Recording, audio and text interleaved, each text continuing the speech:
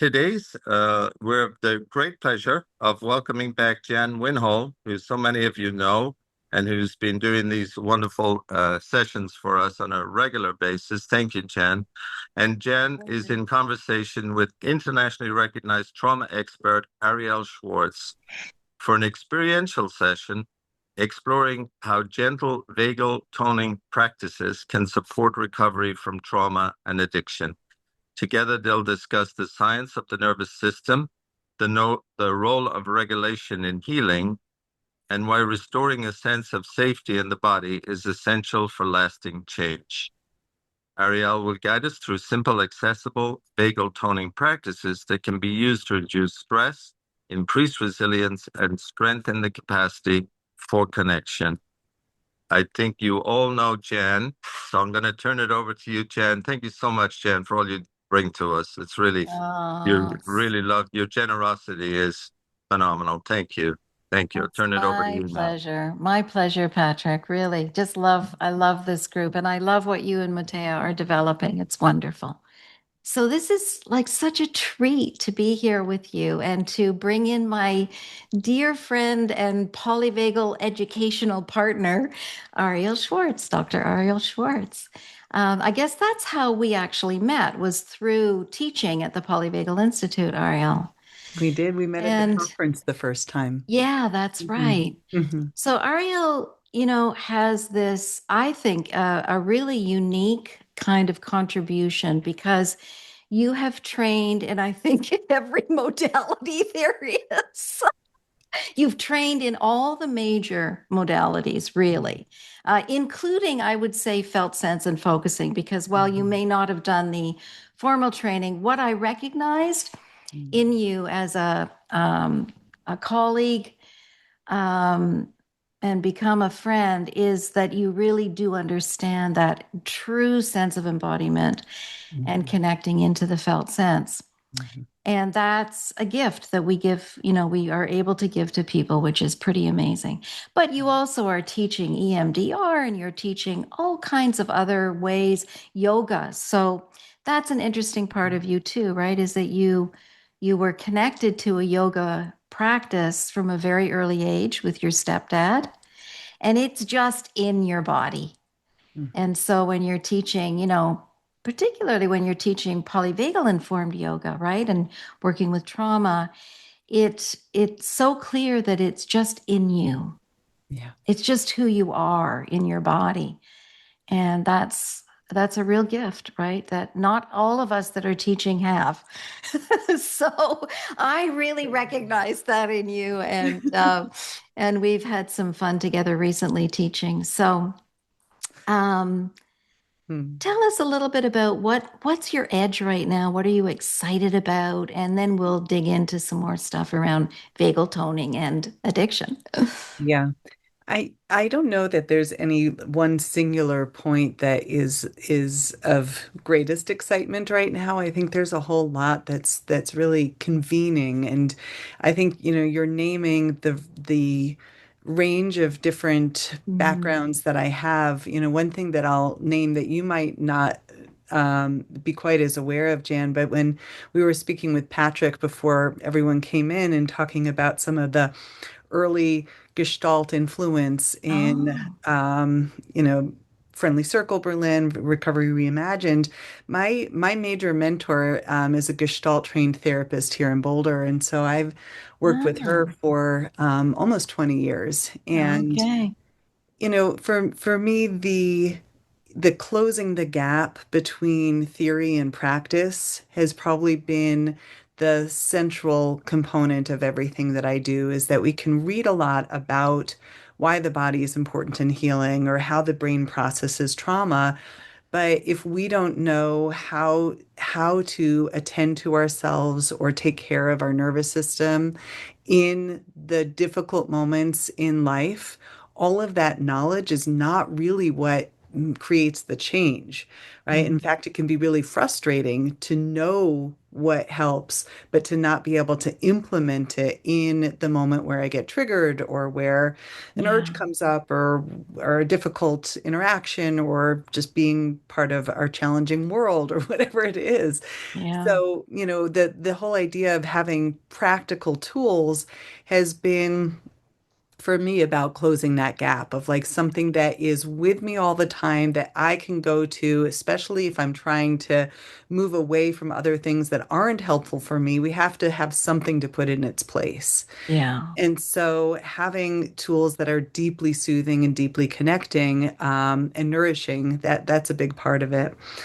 And there's one other thing that I'll say, just in regards to that kind of naming of embodiment. The book that I have, the latest one, the Polyvagal Theory Workbook for Trauma, Mhm. is about having those practical tools so that we can tend to trauma without having to kind of relive or re-experience the events themselves, that we don't always have to Yeah. go back in and circulate inside of that. In fact, healing really benefits from being able to come about this from the place of resource and to know that we have this ability to access that resource when we don't have the capacity to sit into the hot spot of where those trauma triggers lie.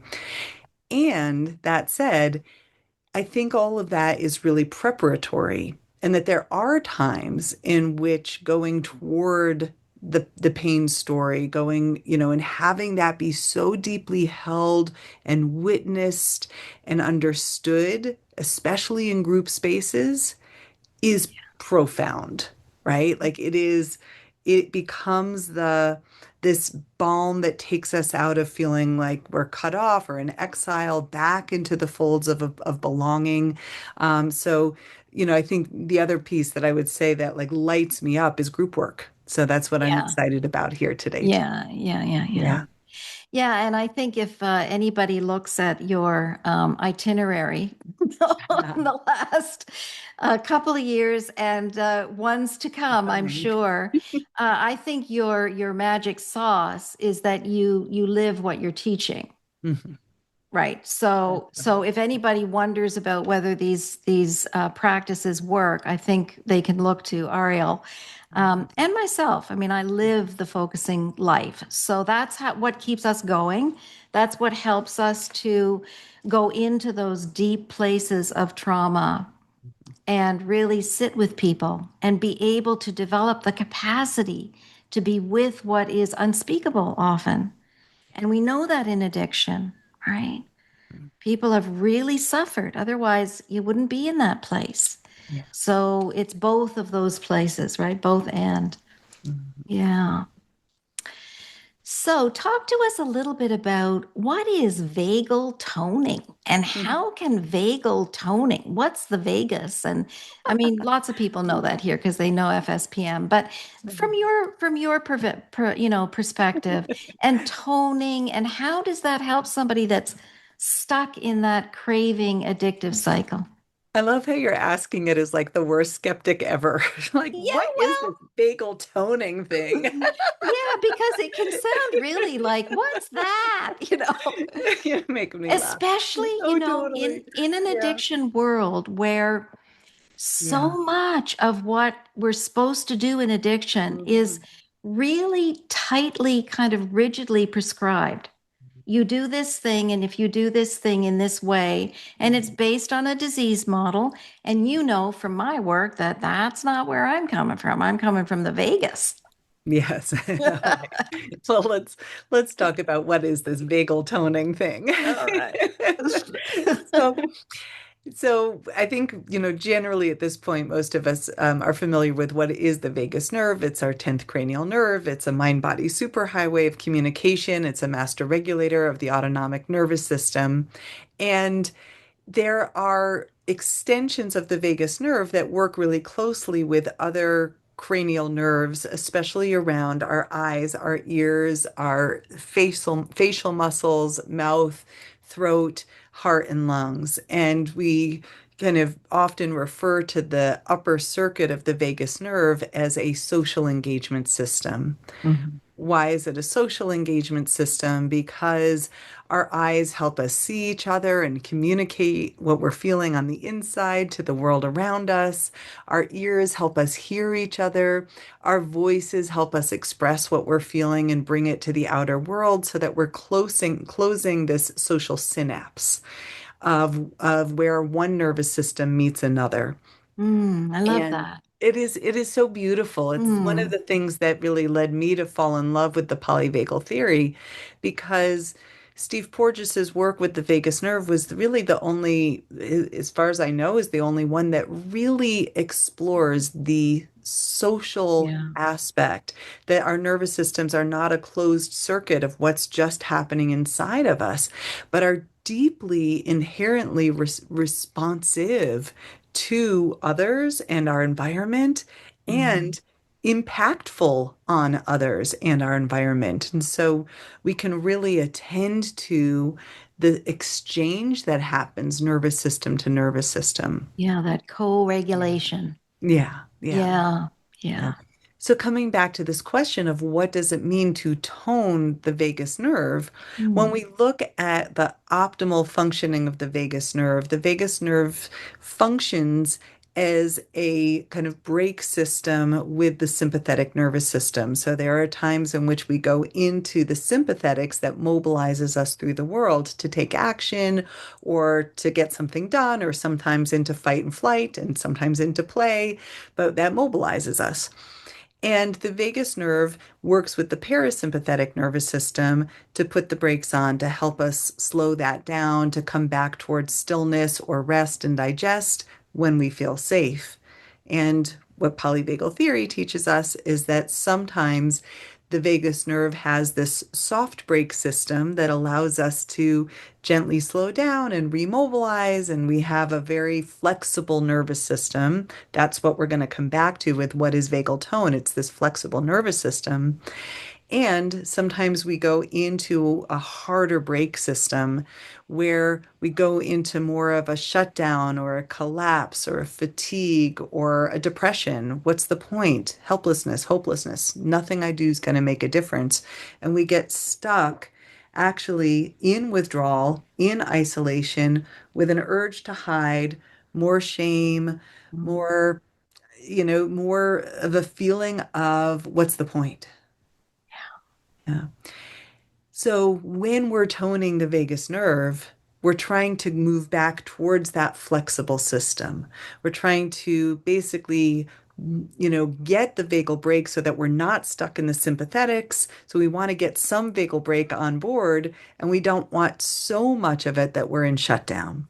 So Mm. we are working with the upper circuits of the vagus nerve initially to basically bring a little bit of stimulation, or what we call natural stimulation of the vagus nerve, natural vagus nerve stimulation. So why that? If you look at the research on vagus nerve stimulation, there's at this point about 40 years of research on stimulating the vagus nerve. And Wow. I know, right? Like Yeah. Wow. things we should 40 all know years. about. Yeah. And, Yeah. and a lot of it was initially done through research on electroceuticals, really fancy term, that basically was electrical devices that were Mm. stimulating the vagus nerve. And Oh, those are right. still out there, right? Yeah. Like You can buy those. you can buy them. I have one. I think it's really cool to know what's out there and to know what Yeah. works. But initially the research was looking at surgically implanted electroceuticals, basically Mm. like a pacemaker, Yeah. but sending little electrical signals to Mm. the vagus nerve. And they found it was helpful for inflammation, and they found it was helpful for rheumatoid arthritis, and they found it was helpful for depression. They found it was Yeah. helpful for anxiety. So it's like it's helping Oh, all of these different conditions, kind of more sympathetic driven, more parasympathetic dominant. And that what it's creating again is this optimal state of the vagus nerve. yeah. Fast forward another 20 years, someone said, well, can we stimulate the vagus nerve transcutaneously, meaning through the skin? So the Mm. devices that you can buy, obviously you're not going to surgically implant them, No. but you can put them around your neck or you can clip them Yeah. on your ear, and they stimulate the vagus nerve through the skin. And then there's been some research that has looked at how do we naturally stimulate the vagus nerve that doesn't require shelling out a few $100s for a device or always having the device with you or making sure it's charged, right? Yeah, Like, yeah. and so I refer to these as our natural vagus Mm. nerve stimulation devices. They are always with us. And Right. and we can actually really robustly stimulate the vagus nerve through self-applied touch to specific places where the vagus nerve comes close to the surface of your skin. But also, my interest in yoga and why I wrote a book called Mm. The Applied Polyvagal Theory in Yoga. And it was looking at essentially why, for me, I've been a yoga teacher for 30 years, but I started practicing daily when I was 19 or 20 because it helped with my anxiety. It Yeah. helped with my mood. It made such a difference for my life. And I was like, well, why? Like, what is it about this that helps me feel better? And Mm. so I went into a very deep dive when I was writing that book and then teaching with Steve and teaching the Applied Polyvagal Theory and Yoga course on what are the working mechanisms of Mm. pranayama or conscious breathing, of Mm. particular stretches, of particular focal points of the eyes, like what's working when Yeah. we're doing these practices. And as Steve would put it, we're doing neural exercises. Yes. Yeah. We're taking the vagus nerve to the gym. Yeah. Yeah. Yeah. All right, there's your Oh. nutshell version of this. Yeah, I mean, so Yeah. articulate, isn't she? So that's a beautiful way. And like you could just go back and listen to that recording Mhm. and take it in and digest it, slow it down, and talk to your body about the importance of working with cravings, for example, with vagal toning, right? So that's the understanding it from a very, I would say, a very felt sense kind of delivery, which is what I love about teaching with you. Listen to it on 0.75 speed. Yeah, yeah. And really allow your body to take that in, that importance of connecting into the vagus nerve, right? So, um, how about we do a little bit of this amazing Sounds stuff good. that you do? Yeah, we'll slow that down together. I kind of tease a little bit because to get that much of a nutshell version of this out there, I generally have to talk pretty fast. Um, it's a lot. It's a lot of science that went It into is, yeah. understanding all of that. But yes, let's slow it down experientially and really have an opportunity to feel for yourself what, what the power is when we attend. Now, before I guide y'all through a few practices, there's one thing that I want to say, and I've been teaching vagal toning practices, and I teach vagal toning groups, and I teach vagus nerve informed yoga, all of which you can find on YouTube. But when I teach this, one of the things that I have really attended to, especially in the group spaces, is that it very often evokes a little bit of oh wow, I didn't know I was sad, but suddenly I feel tears in my Mm. eyes, or I feel so tender, or I feel a lot of self-compassion and suddenly a memory comes forward. And so I just like to name that on the front end that just because Yeah. we're bringing in a resource doesn't mean that there isn't room for the other kind of very deep, authentic layers of who you are to come through the gates of a practice. In fact, that is why we do the practice. Beautiful. This is Yeah. so important. Yes, and especially in addiction, Mm. where bodies are locked into a state where you're not going to go into the body Yeah. Yeah. because it hurts. It Mhm. hasn't helped. It hurts. So important that we really pay attention to this point Arielle's making, right? That to slow it down, and if it doesn't feel safe, just ignore the instructions, as Gendlin would say. He'd say, just ignore the instructions if they don't feel right for you. I love that. or just focus on something in the room, or get up and have a drink and come back. Hmm. Yeah. Well, the right kind of drink. Yeah, the right kind of drink, a drink of water. I'm just Yeah. teasing. Yeah, I think that to me, the practices always start with actually taking a moment to orient your nervous system to at least one cue that this is a safe enough time to attend to yourself. And that cue might be someone next to you on the couch, right? Becca and Richard, or it might be the opportunity to tune into your Zoom screen and find a warm and friendly face across the digital space, knowing that we're connecting truly from around the world. It's pretty extraordinary. If you're catching this via recording, maybe you take a moment to pause and connect out there socially to someone if that's available. And when we don't have an opportunity to connect in to a social point of connection, sometimes where we find that point of safety might be through a plant, a pet, a gaze out your window at a green tree, something that helps you go, oh, even though there might still be remnants or memories that live inside of my psyche, my body, my mind, that tell me that maybe I'm not safe right now, can you find the cues or the signals that go, it's safe enough? Doesn't have to be perfect, doesn't have to be 100%, but safe enough to be with yourself in a loving and authentic and real way. Mm.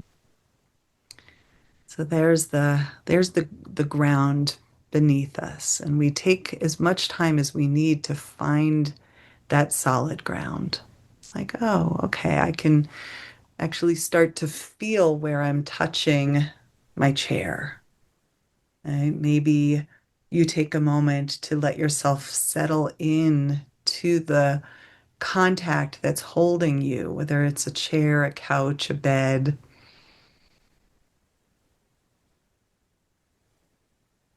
And it can often take time for our nervous system to really orient to the sensory details that are here and now, helping to hold you, support you, like the feeling of the air on your skin, the temperature,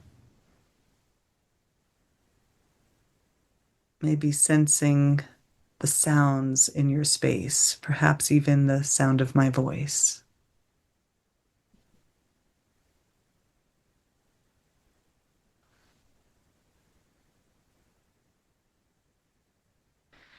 Perhaps slowing down enough to sense the movement of your breath.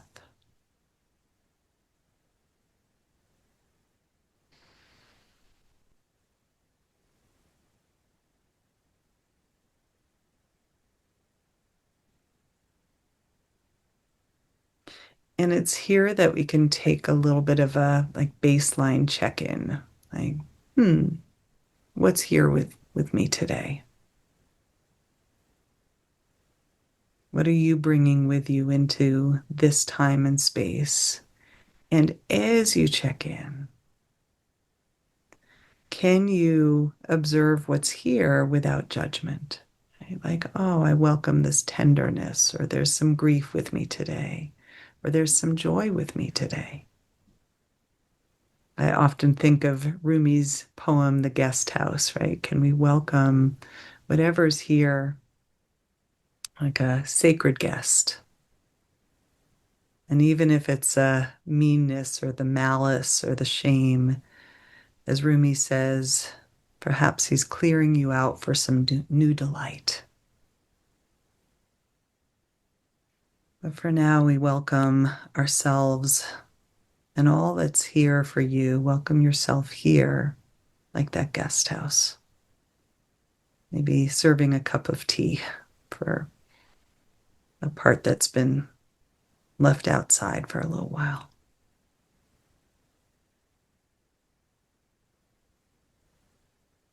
And knowing this kind of baseline check-in will allow us to also observe what changes in the process of engaging in a practice, what evolves through the practice. And the next invitation is to take your hands and remember, always optional, but if you'd like, finding a gentle and slow movement palm to palm.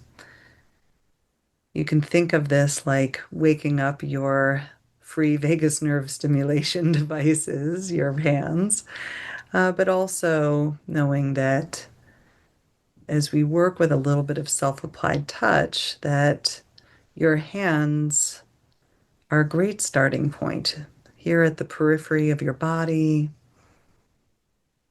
And we have very specialized touch receptors in our palms of our hands that allow us not only to offer and give touch, but also receive. You might notice what it feels like just to slow this down and really receive this contact palm to palm.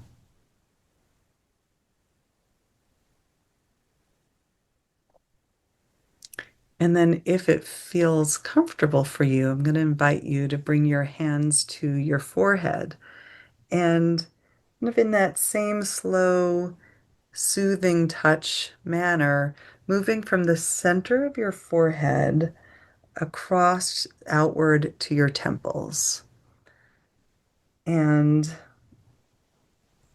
it may feel rather simple and perhaps even intuitive, but mostly I want it in this moment to feel good. So if it doesn't feel good, maybe exploring, is there a way you can adjust the pressure, lighten, or more pressure? You might even move up to your hairline or across your scalp. Sometimes for me, this is the favorite place. I could just stay here for the rest of our time together. It's like when I receive a massage and they get to the top of my head, and then I go, oh, I've melted into the table. So maybe that quality of finding a spot, whether it's the scalp, the hairline, your forehead.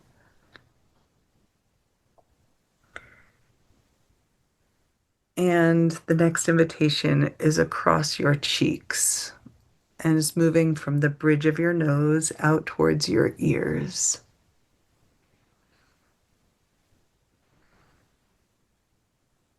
You might even find your jawline. So the vagus nerve has a lot of interactions with other facial nerves and the trigeminal nerve, and all of which are innervating around our cheeks and around our eyes. So we're kind of waking up the feeling of your face, that which crosses that social divide, that social synapse. Hmm. And we're going to get a little more specific with our touch. So the next invitation is to work just with your fingertips and to come to the space between your eyebrows. Now, we're working a bit here with trigeminal nerve points, and as you come to the space between your eyebrows, you might move down a little bit, up a little bit, out and in. And one of the commonalities between the nerves that enter into the face and scalp and the vagus nerve is that they really all work together to help the brainstem do the best possible job regulating your autonomic nervous system. You might find little circular movements here, and sometimes you find just a sweet spot where you're like, oh man, I've had a little tension headache or I've been furrowing my brow, and we're gonna kind of unfurrow that spot. And you get to decide. It might be a very light touch. You might prefer to go a little deeper. We're also working with some classic acupuncture and acupressure points here.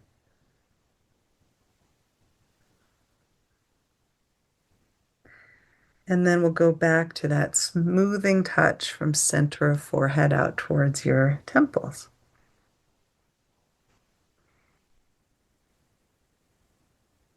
And then back to fingertips from bridge of your nose. And I'll invite you to slide outward just a little bit here till you're kind of basically right underneath your pupils. If you were looking straight ahead, your fingers would be kind of right underneath where your pupils would be. And then once again, you can slide in, out, up, down. The nice thing about working with your fingertips rather than an acupuncture needle, A, it doesn't poke you, and B, you're not trying to get to such a specific point. You can work really with the whole range of contact here around that upper cheekbone, under the eye zone. And you might again listen or feel into a spot where you're like, oh, wow, I never knew I had tension right there in my upper cheeks. But, like we have little knots in the fascia, the muscles of the face, just like you might get a knot in your shoulder.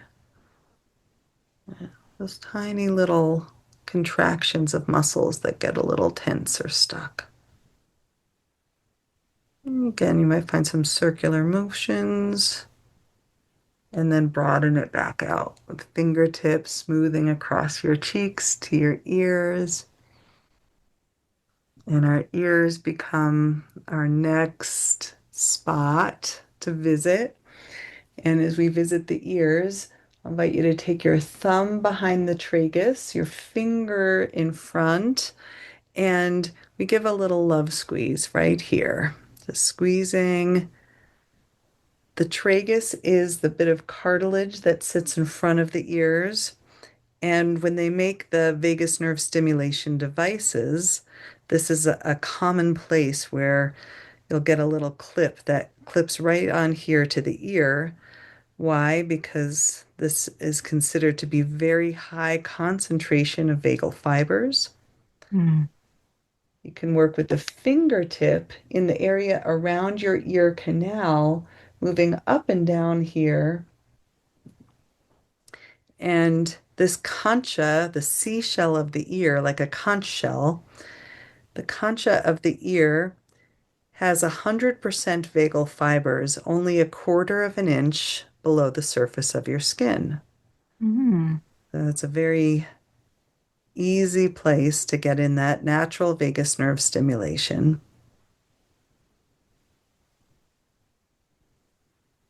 And as you can tell, we only visit these points for about 20 seconds, and then we move on, and that's enough. Next one, we're going to do just two more. Next one is peace fingers, and one finger in front of the ear, one behind. And then you slide your hands up and down in front of and behind the ears. And this is great also for the jaw. It's a nice invitation if you feel comfortable to let your jaw go, let your tongue soften, let your voice go.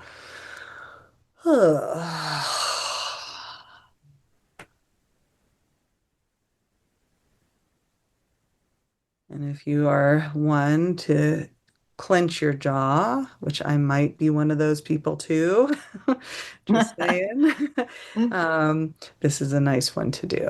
Mm.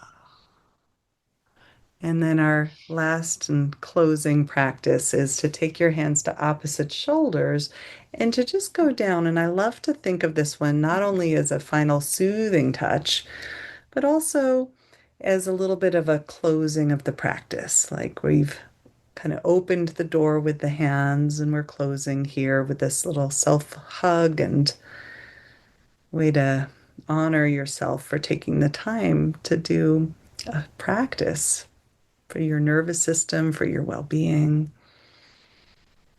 Generally, when we do this movement, we're going shoulders downward to elbows. There's a little directionality to the touch fibers of our skin. It's like petting a cat. We're kind of honoring the directionality of the small hair follicles and Just let it again feel good.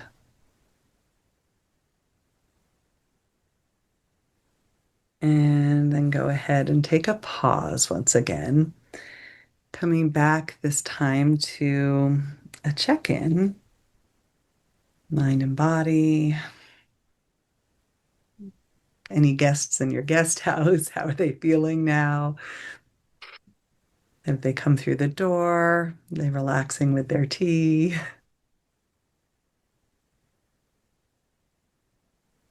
And if there's any loud voices in there, any tenderness or anything got touched along the way, honoring and maybe taking note.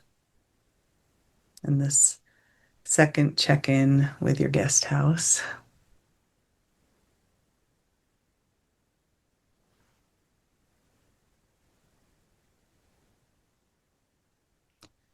And then perhaps slowly kind of blinking your eyes open and looking around our shared space, coming back to those points of social connection or the cues of safety are safe enough. Thank you.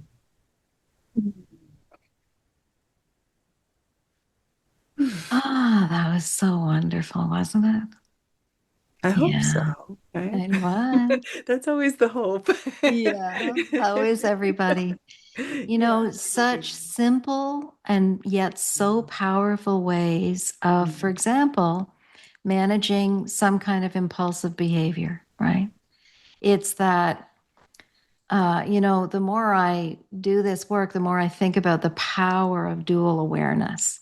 Yeah. Like, really, we've got to be able to be aware of what we're aware of in order to interrupt things, right? We have to be able to observe, to watch ourselves. And that's such a powerful way to do that by just slowing everything down and bringing attention into one place, Mm. I and want to like doing that pull up a together. blankie. Yeah. I mean, it's Yeah. And warm did here. I don't people really want to notice pull up a that were blankie, but people I feel so yawning? calm. Yeah, feel the calm and the, Yawning. Yeah. yeah, lots of yawning. That always comes, right, with relaxing Mhm. that vagus nerve. Can you say a little bit about that, Arielle? What is the body doing there in the yawn? There's different perspectives on it, and I think we're always looking to find like the sweet spot of down regulating. The majority of us in our worlds are living in a kind of sympathetically driven world and Yeah. lifestyle, and we're in a go, go, go. And so, what we ideally want is the ability to come in back into parasympathetic rest. But we also know that some of us maybe live more in that side of collapse or shutdown. And Mm. so when we look at vagal toning, what we're really looking for is building back that nervous system flexibility. So it's meant to be, I often think of this kind of like a adaptogen. If you're familiar with that term, it's an Ayurvedic term that says like there are certain foods or certain herbs that help rebalance. So if we're too Mm. keyed up in like a pitta state, which would be an Ayurvedic term for being too sympathetic, too driven, Yeah. too hot, too fiery, it brings us back down to calm. And if we're too sluggish or too much in a kind of Kaphic or, kind of like too much heaviness or stagnancy, it gets things moving again. And so that I think of vagal toning as kind of looking to rebalance the nervous system no matter where the imbalance lies. Yeah, beautiful. So, for those of you familiar with my four circle, the harm reduction practice, these are the kinds of things that fit so beautifully into that third and fourth circle, right? The fourth circle, you would take them and really develop this. But Mhm. you can also, come into it and, always there's some place to go and a little bit of privacy in the bathroom, whatever, and touch touch into these places when you have to then go back out into the world. And having something, as Ariel's saying, that's right there that Mhm. you can do right now is really important when we're working with impulsivity.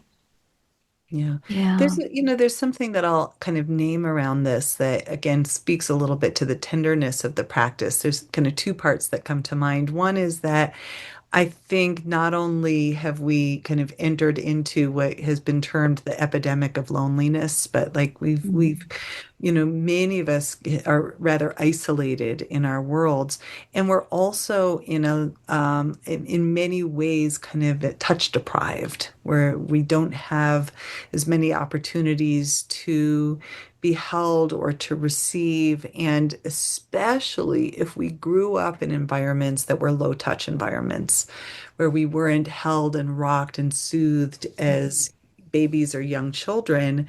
When we bring in these opportunities for self-applied touch, I think a few things can happen. One is that we start to kind of restore, part of my scientific language here, but a kind of neural circuitry that didn't get fully developed when we didn't get enough of that touch and holding and rocking and soothing.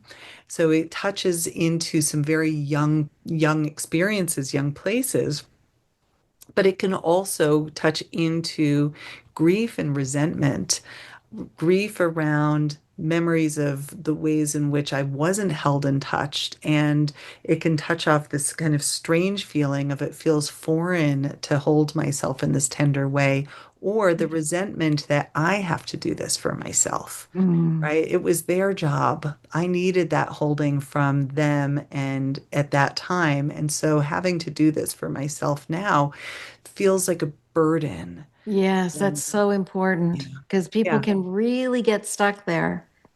Hmm. Yeah. Sure, sure. For lots of good legitimate Yeah, reasons, because yeah, absolutely. all of the the loss and the grief that comes through Yeah. that resentment is so understandable. Yeah. And so I think like this whole idea of pairing it with something like a guest house poem, right? Like, Rumi's words, Mm. or just making space to know that the whole range of feelings as they come about, everything from this feels silly to like, why would I do this, to I Yeah. don't want to have to do this for myself, or I feel so much grief that this wasn't done for me, Mm. that all gets to be held here. And most often when I'm running vagal toning groups, which I do monthly, we house it within community, so we actually get to put into words what gets touched along the way, which then reduces that isolation. Yeah, And that's beautiful. yeah. Yeah. And then also in your partnerships, in focusing Mhm. partnerships or in your 12-step partnerships, if you're practicing that way, you could start off with some vagal toning together. So that is, like touching into co-regulation through self-regulation through co-regulation. Yes. Yeah, yeah, Yeah, I love that beautiful. you said that, Jan. I so often will think about ways to bring this into therapy sessions, for example, or to, Mm, in we often start yoga classes with this too, but like it's a great way to start to lean in, to begin together. And especially if you are doing your focusing partnerships on Zoom and you're not in the same physical space, it actually is a way to wake up the touch receptors that helps, to me, especially on Zoom, it almost makes the other more real to me and me more yeah, real to myself. Because having yeah. worked a lot on Zoom since 2020, there was actually a way in which it became a little derealized or surreal to me, of like, oh, like I can, we look at screens all day long, and we can make whatever we're seeing on the screen kind of unreal. And Hmm. so we slow it all down and we make ourselves real to ourselves so that the other is more real to me. Yeah. You're helping me develop that. So, I've created this polyvagal informed felt sensing.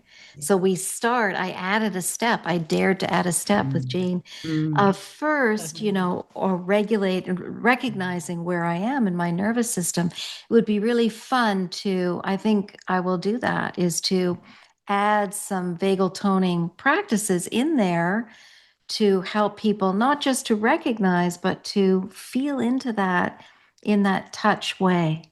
Yeah. Yeah, beautiful. All Yeah. right. Yeah. We're here with you, and we're all here together. And keep coming back.